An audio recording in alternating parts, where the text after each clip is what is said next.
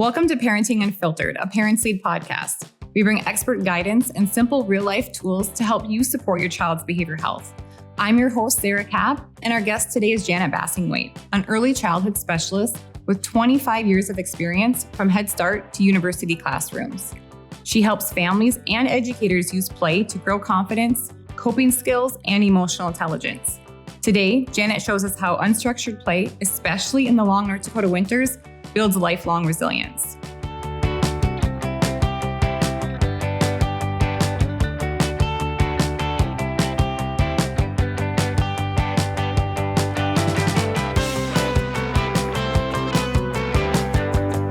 Janet, you spent over 25 years in early childhood programs. Tell us a little bit about you and why you picked this field and what your passion is.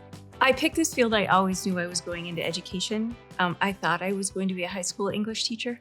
And then I started working at a childcare program early on in my college career and just fell in love with the process of learning. I think that was what drew me towards education in the beginning. But I love early childhood because it's the ahas, the lights, the process of discovery that you get to see continually when you're working with little people. And that's why I stayed in the field. I just love being a part of the light and the discovery and the aha moments and creating those opportunities for them to have them.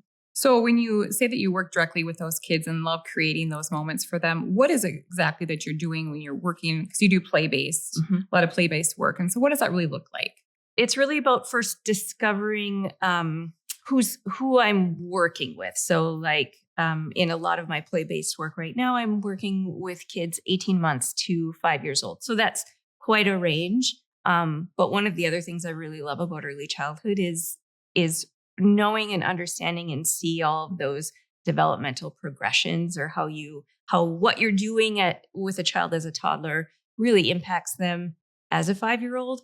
And so what I look at really first of all is the developmental levels, the typical things kids of those age ranges like to do, the things they're naturally exploring or drawn towards, and then just setting up the experience for them with the different materials or activities, making sure there's a blend of sensory-based things and motor-based things and turn-taking and friendship things, and just really getting to know the learners first, and then bringing in their interests as well. So I'm assuming when children are that young, they learn a lot of their daily things that they need to survive, in life. They learn how to become resilient through play. What does that really mean as early learners from birth to 5, as you mentioned, of how to use that play to really build their resilience as they grow up? Yeah. So play is very much like the natural avenue of just skill building and learning. It's a play. If you think about just what play is, it's enjoyable. It's fun. When you're playing, you're engaged in the moment. It's usually interest-based and very much skill-based. So the cool thing about early childhood or just learning and growing is that your brain and your body will do things that it needs to do to learn and discover and explore. It's like always wanting to move to the next stage of knowing.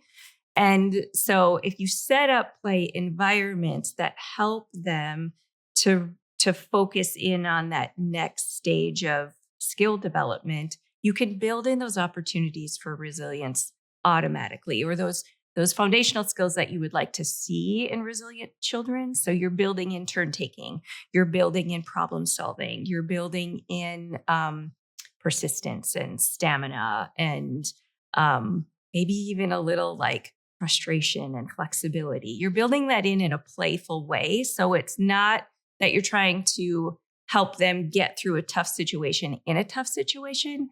You're helping them practice the skill sets they'll need in those tough situations during a fun situation. So one activity that I like to do with kids is like setting up, we call them stepping stones, but it's just like little plastic, different levels where kids will just like step up, step down, step up, step down. And we put it in a circle or we put it in a row. You can also do it with like paper plates or pieces of paper.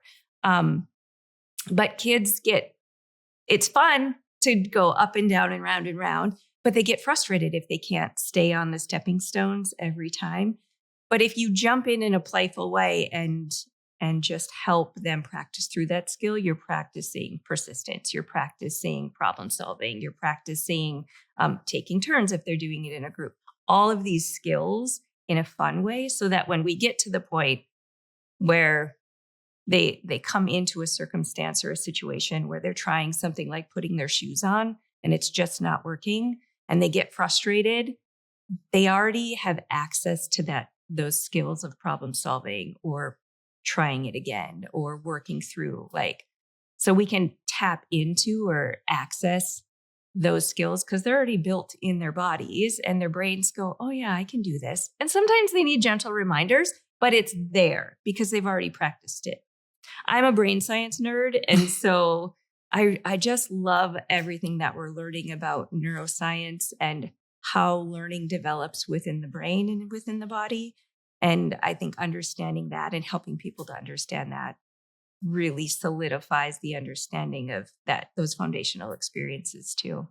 So you're really taking the play and putting it into their natural environment. So I hear you say a lot that you're setting up different environments for the children. Are you going into their homes and actually working with the families, or how are kids actually learning these skills that you're talking about? So right now, I work through the public library system, and I get to kind of be the story lady at the library, just through a partnership program that I work with. And then after story time, I set up play experiences. So right now, kids are coming to us, but it's a great opportunity to say to the parents, did you see what they just did? Did you see how frustrated they were and how they just moved right through it? Or kids that I haven't seen in maybe a couple weeks, and they come in and they don't get as frustrated, or they do use words like take turns or sharing. And then I can say to parents, did you hear that? They didn't do that a month ago. Look at how their skills are building. Look at how just being with other kids is helping them understand that social relationship. So it's more just me bumping into the play and highlighting and showcasing for parents and giving them ideas of how they can do these things at home too. So it's not just for the children to learn the resiliency skills and learn how to do the turn taking and all of those things, but also for the parents to kind of learn those little things that they can do at home too. For sure.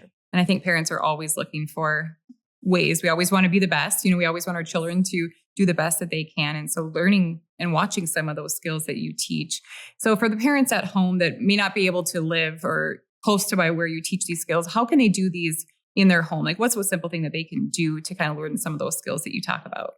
I think one of the most important things for parents is remembering what it felt like to play and what kind of things they like to do when they were growing up, because that all it holds right now. Right now, we're so, as parents, I feel like there's so much commercialized things being directed toward them or marketed toward them with gadgets and gears and toys and technology and software and all of these things.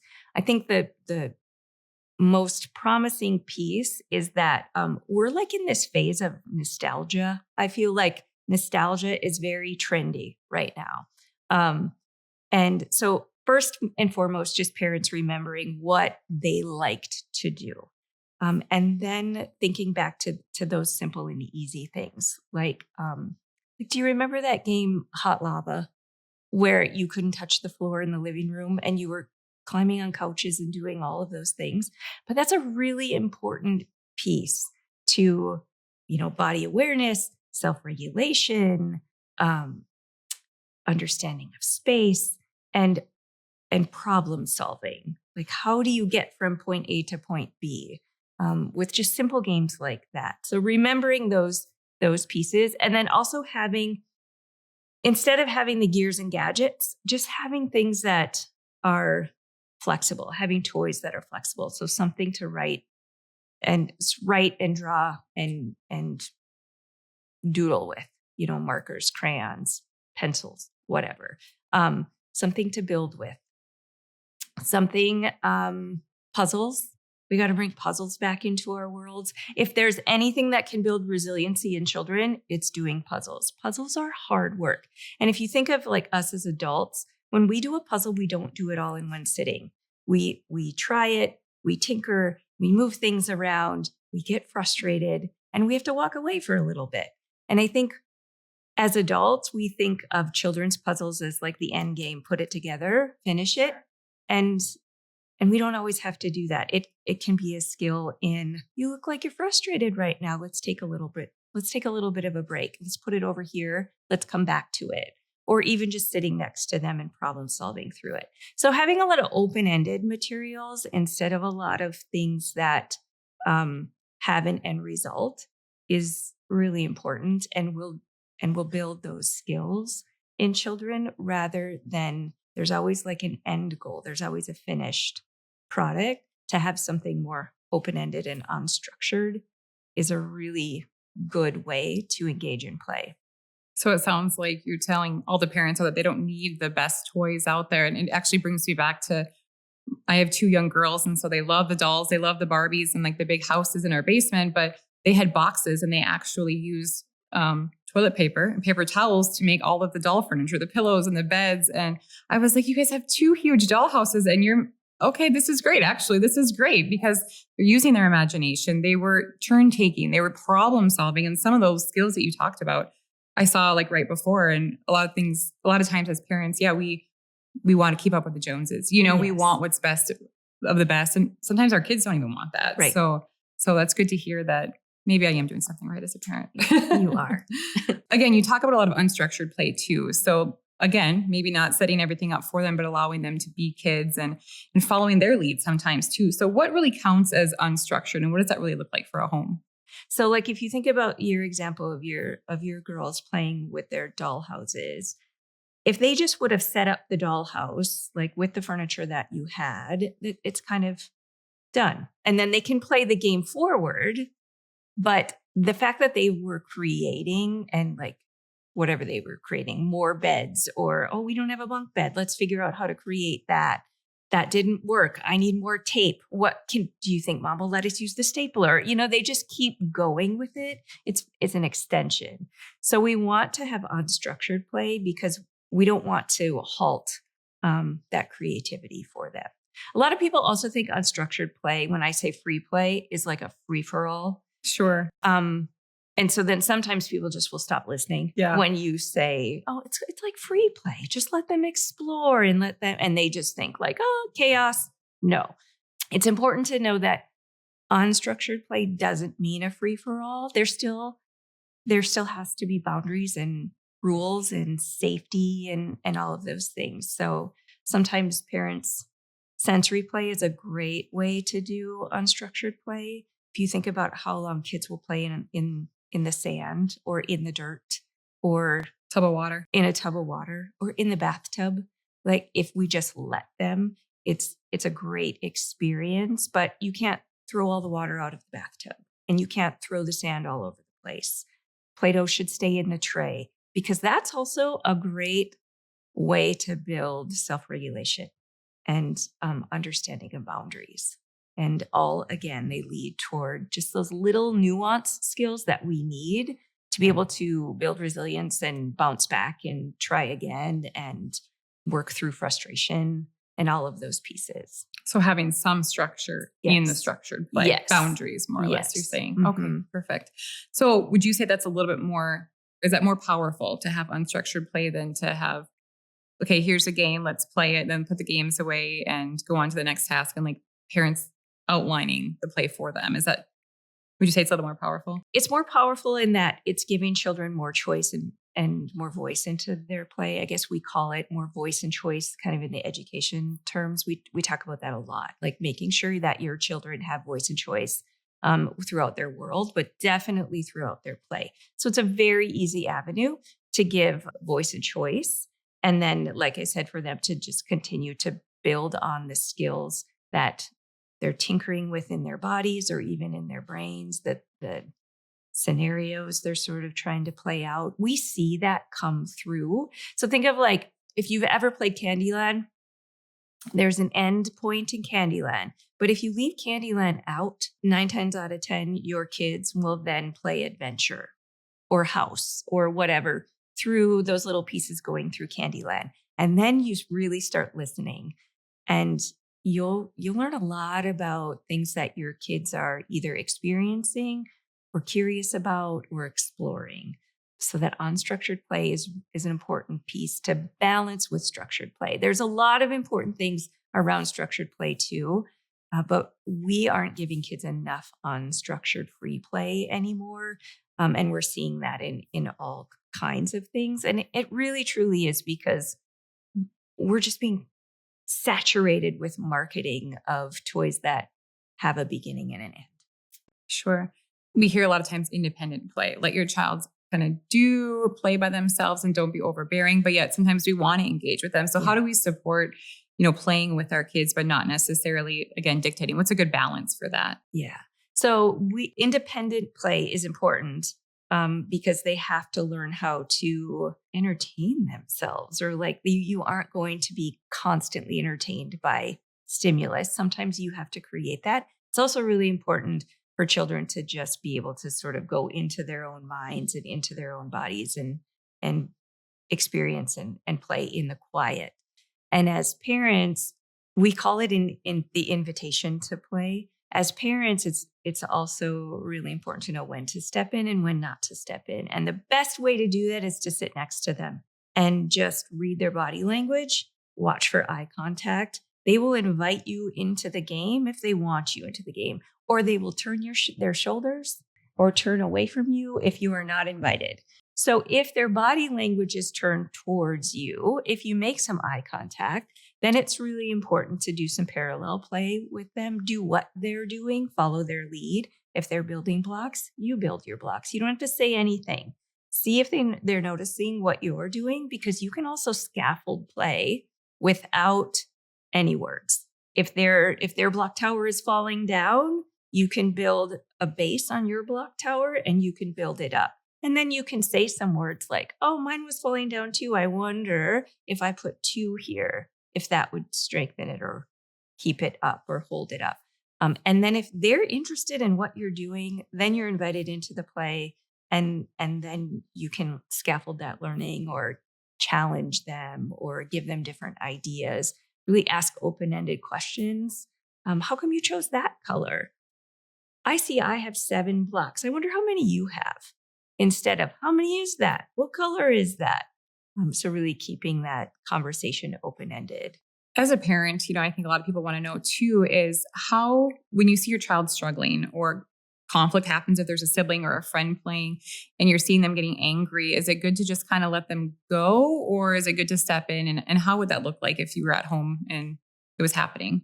It's good to let them go for a minute or two, or it's good to let them get a little uncomfortable.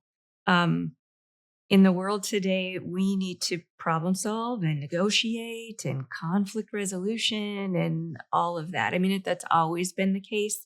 But I think that as parents, you said it previously, you just want the best for them and you want them to have good lives and things to be easier and all of the things.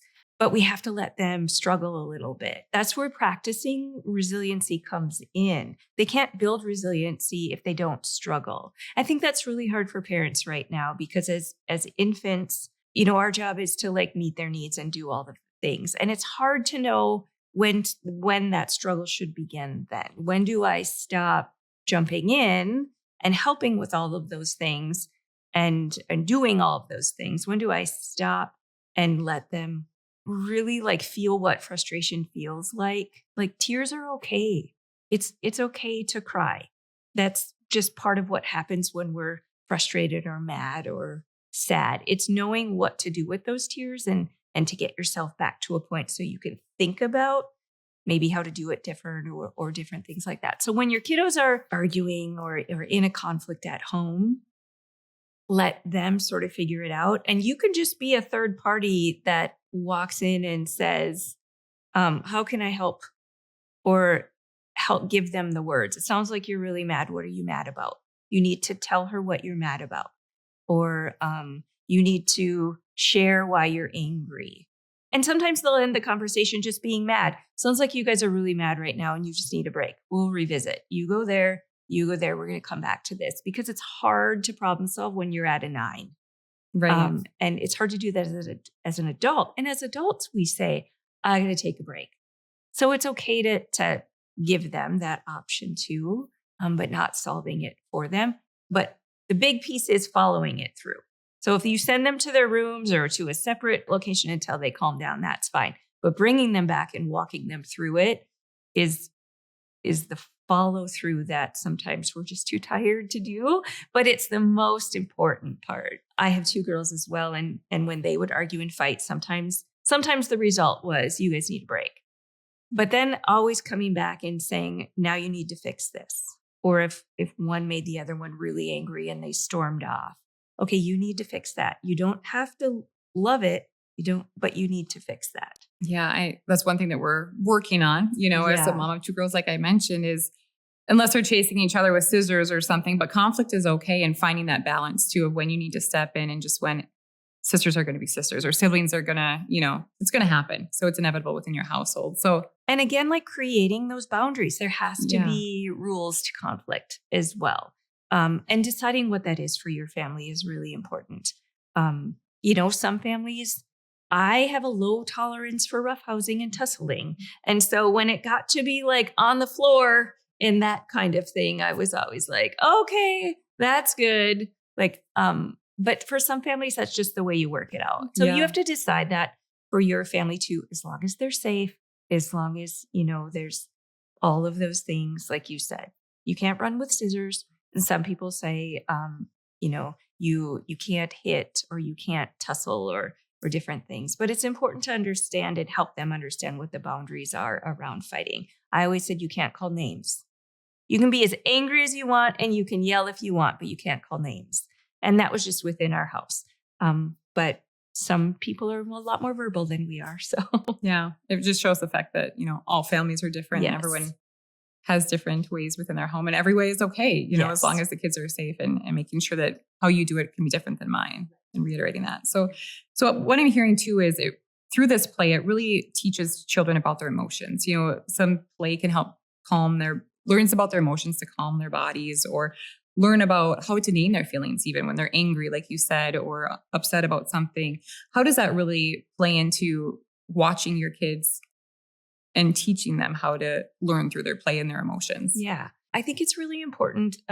There's other kinds of play too that we really try to facilitate or teach children about, and maybe it's not so much teaching them about, but we try to create the opportunity. So pretend play or dramatic play, a lot of people call it, is an important avenue to work through emotions and to just talk about different emotions and playing out, role playing those different emotions. So playing house, playing, going to the doctor, playing like, oh, I went to the dentist and what that feels like. So some of those things, allowing children just to sort of work through anxieties, but also talking about how one might feel. So for example, if you're playing dolls with girls or boys, modeling like, oh, my baby's sad. What should we do when we're sad?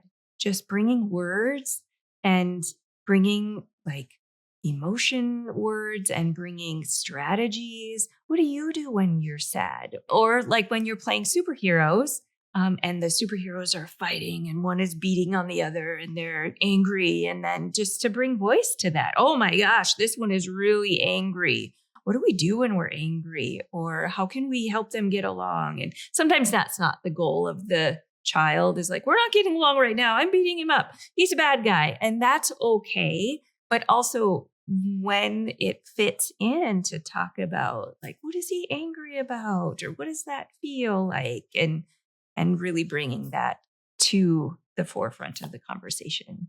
So parents can really just have that important role too of them playing with them and helping teach their emotions through play too. Yeah. And not even just anger, but how about like happiness or excitement, and just teaching as a young child. Yes. A lot of those emotions, they don't even know how to translate. So what might that look like to be happy or excited or. And again, that's another piece that we talk about in play is how do we, because play is fun and engaging. And sometimes with sensory play, people don't like to do sensory play sometimes because kids get very animated and very excited and very joyful sometimes. And sometimes it becomes too much, like too much rice all over, or too many bubbles, or too much Play-Doh, or some of those pieces that like it just gets so messy. But we also need to talk to kids about like, oh my gosh, you are so excited. What does that feel like in your body? Talk to parents about this a lot. Like, oh, my kid's always jumping on the couch or always jumping on the bed. And I just talk about, remember that feeling of when you create the butterflies in your stomach and how that feels. And it's a great feeling to create. But that play seems to be too risky and too dangerous in your household or for your comfort level. Back to my whole, like, I don't like rustling and tussling, but that's just me. So sometimes jumping on the bed is like that. But it's that excitement that kids are trying to create, or that they get that feeling in their bodies. And it's important to acknowledge that, but also talk about the safety of that in the same way you would talk about the safety of frustration or anger, the safety of what your body is doing when you're really excited, and to make sure that your body is being safe and that you know how to calm down. And this is the appropriate way to act when we're excited. And we can do that through different play experiences. Well, and that brings up a great topic too, is, North Dakota winters, they're among us, they're right around the corner. And so how do parents really navigate those long winter months that we see here in North Dakota when it's too cold to even go outside in such small places like inside? How can they really work on those skills to build the resilience through play? Yeah. Having more open-ended materials and being okay with your kids cutting up toilet paper rolls and doing some experiences or experiments with some out-of-the-box materials. Because that can extend play and it can be more engaging for them. So being willing to allow for some of that unstructured play is important. Bringing back some of those throwback ideas. Kids like or need, we call it heavy work, but it's really like large body play. And so sometimes heavy work comes out in things like washing the windows. Like, how fun is it to get a bucket of water and be like, today we're just going to wash windows, guys. And like the up and down and the movement of that, it's so messy. There's a lot of chores we can get kids to do that's actually play-based. If we call it a chore, they don't want to do it. If we call it play and we talk about like, today you get to help mom, whatever. Sometimes some of that unstructured fun can be created. Other things, pull out a laundry basket and a fly swatter and playing, boat. Or I used to do this all the time, afternoon bath time. So we talked about pretend play and we talked about sensory play, and water play is really important. Afternoon bath time in the middle of winter for an hour is kind of amazing on an adult and for the child. So as an adult, to sort of prep that, think about what you can do in a doorway of a bathroom for an hour, but give your kids a bath, some bubbles, and some accessories. Put the figurines, put the Barbies, put the markers, whatever. Put it in the bathtub and have them create whatever it is they're going to create, and give yourself some time. We used to do that all the time. Afternoon bath time in the middle of winter is kind of an amazing thing. Yeah, and it's a good reset, like you said, for the parents too. I think it's a win-win. Bath time's over, and going back to the chores too, like that. I need to really remember that next time when everyone's getting a little rowdy. It's like, hey, what can we do here to get the chores done and let them win? Yeah. So that's great. Can you help mom move this table? Yeah. We're going to move all of these chairs over here and line them up and let them play bus or airplane or whatever on your chairs while you're vacuuming under the table. Or do the heavy work and move everything away from the table and throw a sheet over it for the afternoon. And they can pretend play away. So from your experience, how can parents really who maybe have a small budget and don't have all of the fancy tools and toys that are on the market right now really make that play at home sustainable and do a lot of the things that we've been talking about in those spaces? I think it's important, again, to really understand the aspect of free play and unstructured play, and thinking about where my kids are at developmentally. So, for example, if you have a toddler who's really into cause and effect and pushing buttons and making things happen, there's all kinds of toys on the market that will teach them how to do that. But if you just think and look around your house of what kinds of things can they touch and explore that can make things happen, that can give them that same feeling of cause and effect. And so you're just looking around your environment. You're going to the dollar store.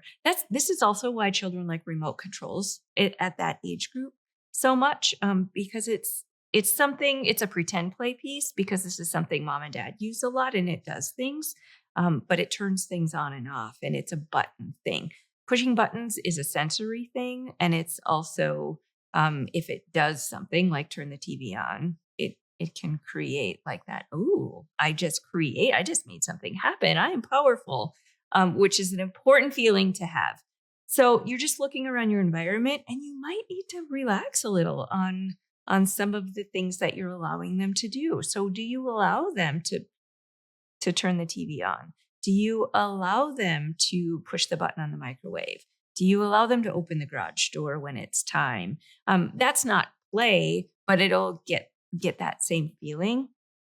And then again, like I said, sometimes that's a sensory thing.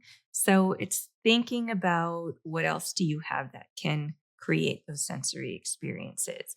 So you can get Play-Doh and create buttons that they're pushing and squishing. You can get magnet letters off, out of the dollar store or whatever, that can do on and off. Because we know that kids like to clear shelves also, like those toddlers. They like to clear shelves and put things on and take them off. So it's really just thinking about what skill is happening, and then finding the things that help meet that skill level. Sure.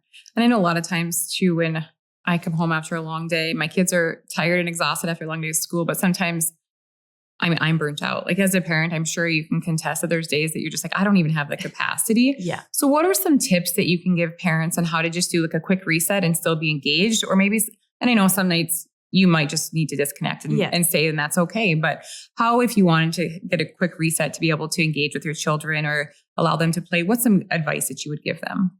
I think it's important to think about like the routines that you have throughout the day or throughout evening time, morning, evening, thinking about routines and making the most of that routine so that you don't feel so guilty if you want to sit on the couch for a half an hour and just do nothing.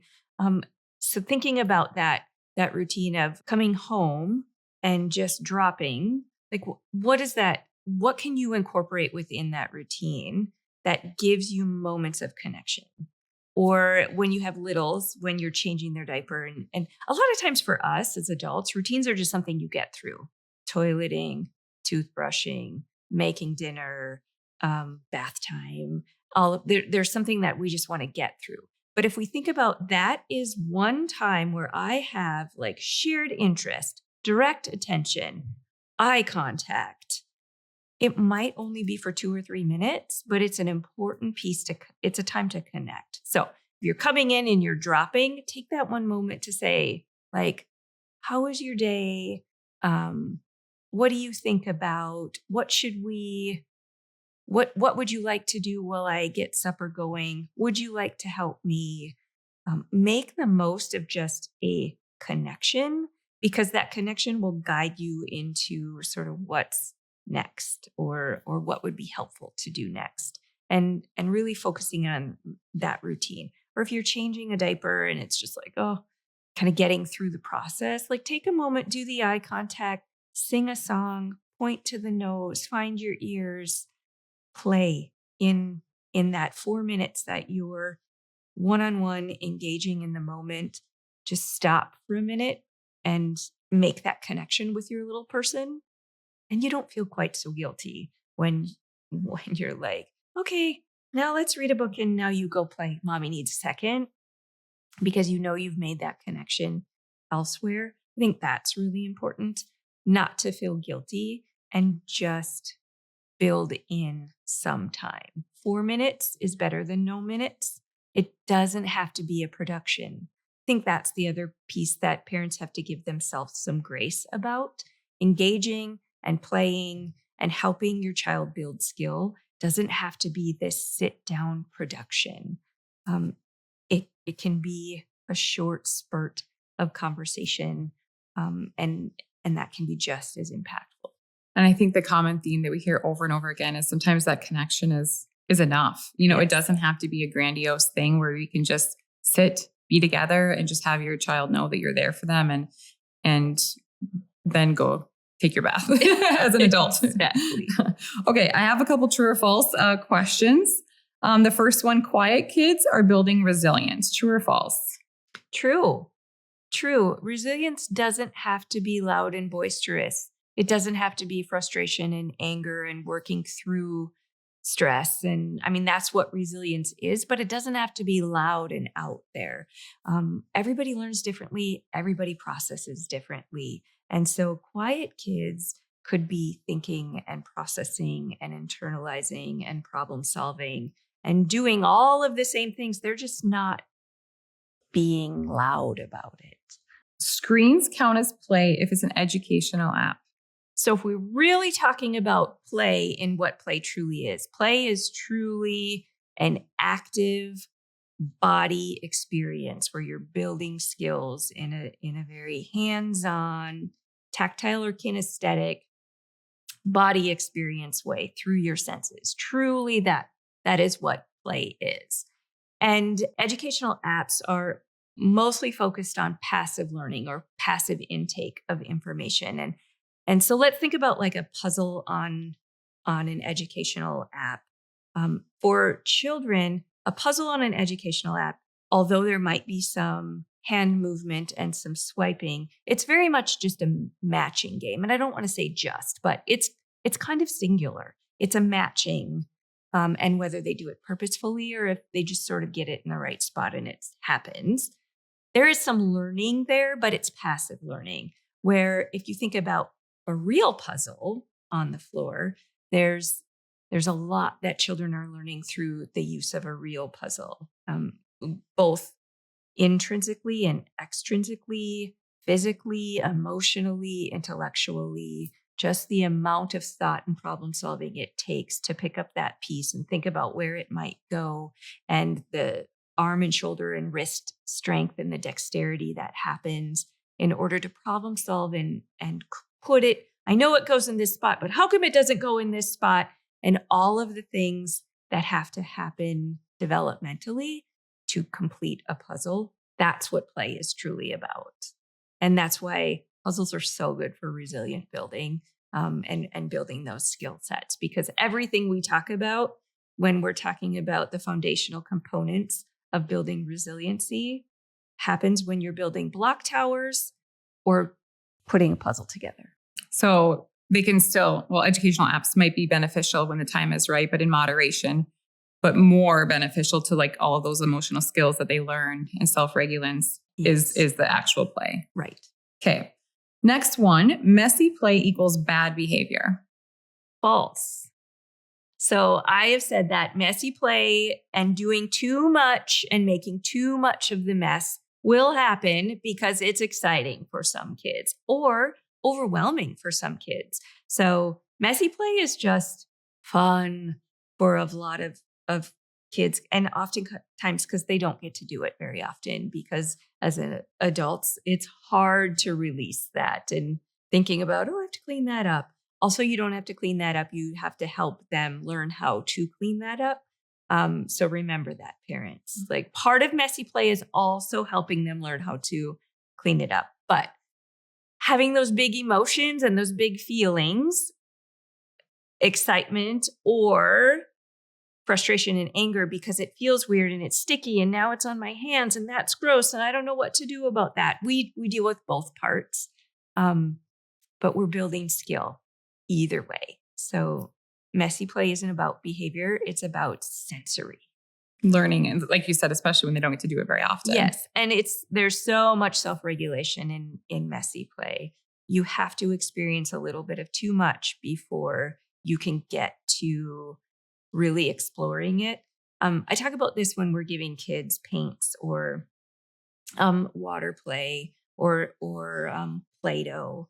If you let them just get that part out of their system, the tinkering and the squeezing and the too much out of their system, you will get to a point where it becomes quiet and thoughtful and exploratory and the discoveries happening. You will get there. And for some children, it takes 7 times of too much or 2 hours of too much. And for other children, they're right there right away. So it just depends on your learner.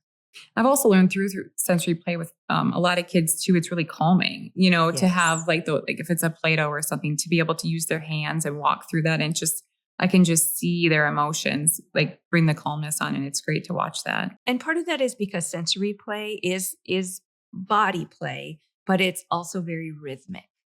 If you think about rolling Play-Doh, you think about pouring water, making brush strokes with painting, sifting sand or sifting rice. It's very rhythmic, and our bodies are built to be rhythmic. That's why people holding babies automatically rock. They're soothing themselves, but we've been taught through, just physiology, that rhythm is important. Heartbeats are important. So sensory play is very rhythmic if you can get past the too much and get into the rhythm. Okay, last one. If kids argue in play, the parents should stop it immediately. False. Arguing, problem solving, conflict resolution is all part of the experience and part of the process. And that is one of the key contributors of play is the process and working through the process. And sometimes that's great and sometimes that's hard. And so letting that process play out and letting them practice those skills are important, and coming in as a guide when needed. And I think we talked about that earlier too, that it, again, teaches them those skills. So I think a good theme that I've heard through a lot of the things we've talked about too is really learning a lot of these skills that set them up again for later in life at that early age of when they're learning how to handle that conflict resolution. But it really sets them up as they grow into middle schoolers, high schoolers, young adults, when more complex problems come along, relationships, when they go and enter the college years. I'm sure that with your own personal experience, a lot of these things that you've done and taught your kids at early age, you can now see as young adults of how that's benefited them. Absolutely. And I think that's an important thing. So I talked about just understanding that progression of learning or that continuum of development. And you can see why peekaboo is so important. It's so much turn taking and the dance of conversation and the back and forth and the shared interest. Or I love those memes right now about like people trying to put things into their cars. And then there's like the meme says, you can tell they didn't play with Legos as a child, or why Legos are important, or some different things. I love that kind of stuff because you can really see if you are paying attention to the skills that we are focusing in on for like school readiness or school success. That's lifelong. School readiness doesn't mean kindergarten. It means like you said, elementary, middle school, and it turns into life skills. And so we talk about that idea of conflict resolution, adapting, failing forward. Those are all really important things as an adult, and we can start practicing those with our toddlers. So if you could give all the parents listening one simple activity they could do as a family, including everybody, parents, siblings, maybe the grandparents, whoever it might be involved, one thing that they can do as a family to help package all of this together, to build the skills, to learn about your emotions, what would it be? I think if you're wanting to bring voice to emotion and empathy and relating to other people, there's a game. It's just called the face freeze game, and it's just making faces and then trying to guess what your face is saying. So, you look angry or you look frustrated. Oh, you're right. And what does that feel like? And what do we do when that happens? Or like, you look really excited. Or you look really surprised. You're right. And what do you do? And like talking through that. So that's a fun, easy thing to do with little people. Turn-taking games are so important. And they can be turn-taking games in a structured way, like playing Candyland or playing board games. But they can be turn-taking games like I Spy or like storytelling. I once went to the store and you start the story and then kick it back to me. And just doing something fun and playful like that, play that is open-ended, is really important. And what I loved about all that you just shared, it can be across environments, in the car, at the dinner table, sitting on the couch, wherever it might be. All of those things that you just told us can be done anywhere. Absolutely. For free. It's just connection. Absolutely. That's great. If you could leave any caregiver with one line to remember on those hard days, what would that be? So I would say give yourself grace. As an adult, you've gone through all of these processes to learn the skills and conflict resolution and the enjoyment and the problem solving and all of those things. It took you a while to do that. So when you're frustrated and feeling like the kiddos that you're caring for, your own kiddos, just are like, what am I not doing right? It takes time. It takes time to learn all of these things and to allow yourself a minute and use the skills you're trying to teach your kids. Like, take a minute, calm your body, take a break, play, do something that relaxes you, that settles your brain, that provides you some comfort, and then tackle it again. Try something new, try something different, but give yourself grace. And I think a lot of times too, we talk about our kids, we tell them to try over and over again. If you don't get it, well, parenting is no different. Exactly. You're not going to get it right on the first try. And if you are, you're an amazing parent. But I mean, I think a lot of times. Or you got really lucky that one time, but yes. There's so many other experiences that you're going to have. Absolutely. So we're all learning together. And I think, again, just continuing to try your best and show up for your kids is what's really important. For sure. Absolutely. Well, thank you so much, Janet, for being here. We appreciate all the things that you have taught us today. You're welcome. I enjoyed it. Thank you for inviting me.